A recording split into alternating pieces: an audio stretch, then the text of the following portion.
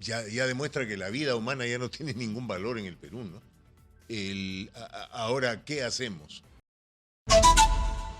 En medio del estado de emergencia y la sensación de la gente en la calle es que acá no está pasando nada, las cosas están igual o peor que antes de que se decretara el estado de emergencia. Y la imagen esta mañana en el colegio Julio Cetello ha sido patética. O sea, policías a montones y hasta militares llevaron. ¿Para qué? No sabían. Si ya pasó a la desgracia del asesinato de este profesor delante de sus alumnos.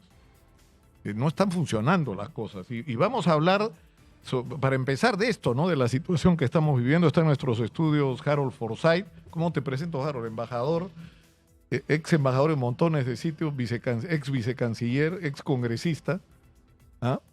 Como quieras. Estás como César Acuña, que un día me dijo que lo único que le faltaba era ser presidente porque había sido de todo. Eso dijo César. Bueno, ahora prácticamente está en el poder, pues entonces... Es el presidente en la sombra. Así es. Pero ¿qué piensas de la situación política? Ayer el Premio Nobel de Economía ha sido concedido a 3 investigadores norteamericanos, básicamente especializados en el tema de la vitalidad de las instituciones como clave fundamental para salir del atraso. Interesantísimo esto, porque justamente es ahí donde fallamos. Si no tienes instituciones fuertes, instituciones sólidas, nada va a caminar. Y bueno, algunos esfuerzos que se venían haciendo se han desmoronado con la actual realidad política, con este gobierno, con este Congreso, con esta institucionalidad absolutamente deficiente que ha convertido el país en tierra de nadie. Ahora, la pregunta es cómo salimos de esto, porque fíjate, hay amenazas de paralización por parte de los transportistas y toda la discusión se ha centrado si se debe derogar las modificaciones que se hicieron a la ley de crimen organizado, si se deben hacer modificaciones, y hay maniobras de todo tipo para no aceptar la derogatoria porque dicen que la prensa no les va a imponer la agenda. Pero lo cierto es que hagan lo que hagan con respecto a esta legislación sobre crimen organizado, lo que está claro es que no hay una respuesta.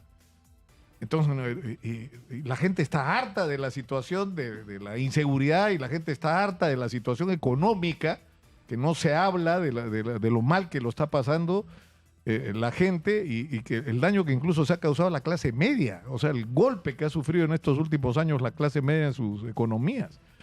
Entonces, la pregunta es ¿qué hacemos para salir de esta situación, Harold, cuando no hay respuesta? ¿Ya? Porque la gente te dice ya, algunos te dicen que se vaya Dina y el Congreso, ya, ¿y bueno, a quién ponemos? Lo que es muy penoso hablando de la protesta es que se demonice la protesta cuando esta gente humilde ha tenido el coraje de llevar adelante un reclamo absolutamente justificado porque la vida de ellos corre peligro y sobre todo la capacidad de llevar un pan a su casa. Este tema de las extorsiones ya pues es la gota que rebalsa el vaso. Exitosa. Y lo que ha ocurrido ayer, que precisamente en tu programa se ha reseñado muy bien, a este profesor, ya demuestra que la vida humana ya no tiene ningún valor en el Perú, ¿no? Ahora, ¿qué hacemos? Lamentablemente no queda otra más que confiar en la sabiduría del pueblo a la hora de elegir a un nuevo gobernante y a un nuevo Congreso, obviamente. No queda otra salida, no queda otra salida. Claro, Esta es la realidad. Claro, pero es decir, digamos, estamos puestos en una situación donde por el agobio de la situación económica, incluso por el miedo a que te agarren a balazos si sales a protestar, ¿no es cierto? La gente está como en una especie de compás de espera, ¿no es cierto? Muy descontenta con lo que está viviendo, pero no da el paso de salir a la calle y mostrar su molestia. Y como que todos nos resignamos a que la señora Boluarte y el Congreso duren hasta el 2026. Pero el problema es que no están modositos, como digo yo, están irrumpiendo en las instituciones, cambiando la Constitución, cambiando las leyes para protegerse de los delitos que han cometido. Es decir, están haciendo pero destrozos con la institucionalidad y la ley y por el otro lado no responden a las necesidades de los ciudadanos, Harold. A contramano del pueblo. Claro, ¿no? porque si estuvieran tranquilos sin hacer barbaridades, bueno, los aguantaremos pues hasta el 2026, pero No, se trata más bien de cerrarle el paso a cualquier cosa que signifique apertura democrática en el país, afirmación de derechos ciudadanos, cerrarle el paso por la vía de estos legicidios que verdaderamente no pueden calificarse de otra manera. En este caso específico, tú dices que Exitosa. la protesta no se evidencia en las calles, pero hay razones que tienen que ver con eso. Precisamente el crimen que acecha. Entonces, no todo el mundo está dispuesto a exponer su vida, sobre todo cuando tiene hijos a quienes sacar adelante. Y finalmente, la gente tiene que llevar un pan a su casa. Y hemos visto entre el diciembre del 2022 y enero de 2023 lo que fue esa verdadera matanza de 49 peruanos inocentes, sobre lo cual nadie dice en el Perú, esta boca es mía. Entonces, ¿qué tipo de país estamos construyendo? ¿Qué tipo de país le podemos legar a nuestros hijos? Pero eso te lleva, es decir, si tú miras las encuestas, porque todas coinciden en que la popularidad de Dina Boluarte está por los suelos, no tiene precedentes, es la presidenta que más baja popularidad ha tenido en la historia, por lo menos en las últimas décadas. Sí, ¿no? pero eso sería lo de menos. A nivel mundial. Eso es a lo que iba. Sí. ¿No? O sea, no solo tiene un problema con la popularidad ante la gente, Sí. porque yo siempre digo, no la quiere ni la gente que votó por ella, ni la gente que votó por Keiko. Ninguno de las dos la quiere y eso es lo que te expresa esos índices bajísimos de popularidad. Pero afuera, la situación no es mejor, ¿no? No, es absolutamente negativa, pero al decirte que es mundial, el récord es que no existe en el mundo un gobierno con una popularidad tan baja, en el mundo occidental donde se hacen encuestas libremente. El 4% es la encuesta que sacó Ipsos ayer. La seriedad de Ipsos, que es una empresa multinacional, no se puede cuestionar. Pero las otras encuestadoras señalan números parecidos. No, pero es horrible porque termina Maduro siendo más popular que ella en No, Venezuela o Noriega o no llega. O sea, pues, Maduro no nos quepa la menor duda, porque Maduro, mal que bien, que es un dictador terrible, por lo menos tiene el 30 o 35% de respaldo popular, que es la herencia del chavismo. Eso no se puede negar. El gobierno actual no tiene absolutamente nada, como tampoco lo tiene el Congreso. Y el problema es el costo de gobernar, no solamente al margen del pueblo, sino al margen de los intereses populares, ¿no? Entonces el Perú literalmente está a la deriva porque además se ha roto el principio de autoridad, ¿no?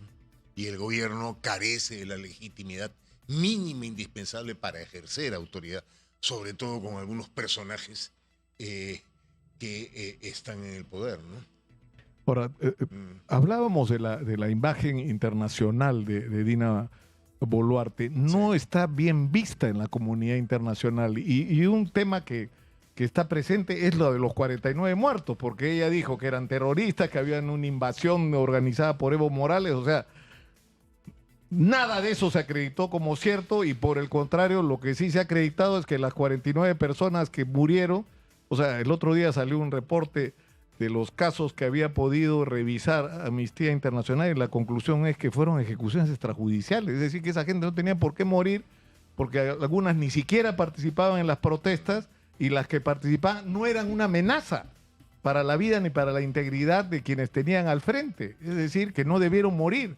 Ahora, eso acá adentro a la gente, como tú dices, no le importa, pero afuera es una mancha, ¿no? Y una cuenta pendiente además, ¿no? Hay algunos, Nicolás, que sí nos importa muchísimo el tema. Razón por la cual un grupo interesante de compatriotas nuestros hemos presentado una demanda a este gobierno ante la Corte Penal Internacional, que existe en La Haya precisamente para conocer sobre hechos de índole criminal.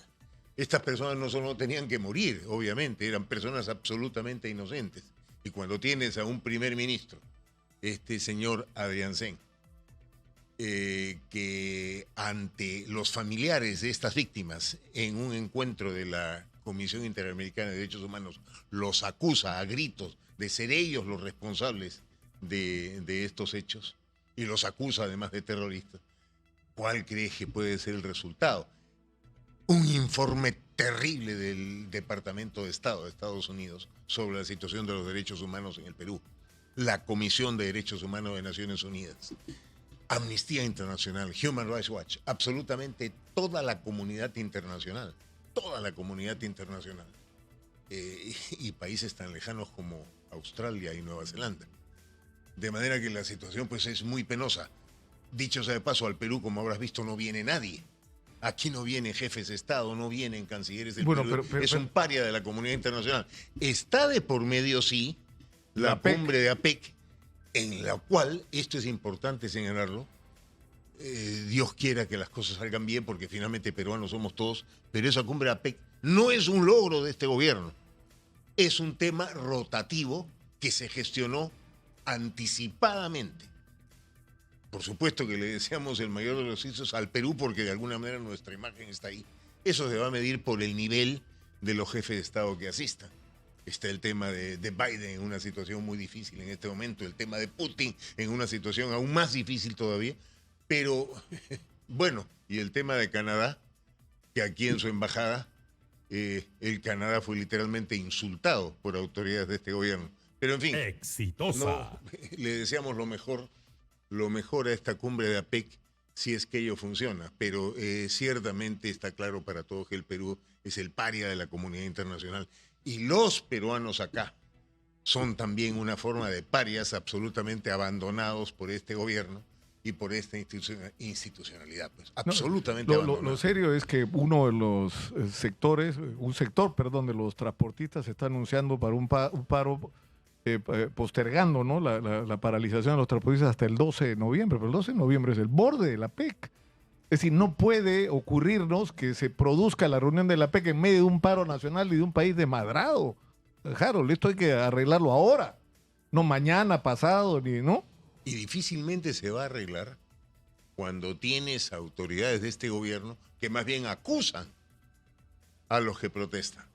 Cuando los que protestan están haciéndolo en salvaguarda de su propia vida, porque son víctimas precisamente de una situación literal de abandono. Entonces, sí, tienes toda la razón. Veremos cómo salimos adelante, pero no se puede demonizar la protesta, y nos preocupa que haya un sector de la prensa que entra a ese juego peligrosísimo. ¿Sabes cuál es el gran problema, Harold? Sí. Me da mucho gusto conversar contigo, que estés acá. Vas a quedarte un tiempo más sí, en por Lima, supuesto, ¿no? Para claro, seguir conversando en otro momento, pero ¿te has dado cuenta que no tenemos respuesta? No tenemos salida. Ya, o sea, que esto se acabe ya. Entonces, dime tú, entonces, ¿quién? ¿O entonces qué? No tenemos 40 candidatos, todos quieren ser presidentes, todos quieren ser el Milei, el Bukele, ¿no es cierto?, el caudillo que nos va a salvar. Ninguno tiene un proyecto nacional. Por Dios, estamos repitiendo la historia. El día que la señora Boluarte asumió el poder, ante la barbaridad y el hecho naturalmente delictivo que cometió Pedro Castillo al pretender dar ese autogolpe de la noche a la mañana, sin que se conozca ningún motivo aparente hasta ahora, en el momento ese esta señora Boluarte debió convocar elecciones. Eso es lo que debió haber hecho. Pero en vez de hacerlo, lo que quiso es quedarse con el poder, disfrutar las mieles del poder, para las cuales nunca en su vida había hecho ningún sacrificio. Lo único que la conocíamos era como candidata previa a la municipalidad de Surquillo, donde ocupó el último lugar. Esos son sus únicos sacrificios históricos. Pero en vez de inmediatamente convocar elecciones, lo que hizo es permanecer en el poder y abrir una situación de decadencia nacional peligrosísima. Harold, tenemos que terminar por hoy. Te agradezco muchísimo por estar con nosotros. Un gusto, como siempre, conversar contigo y abrir un poco la perspectiva, ¿no? Porque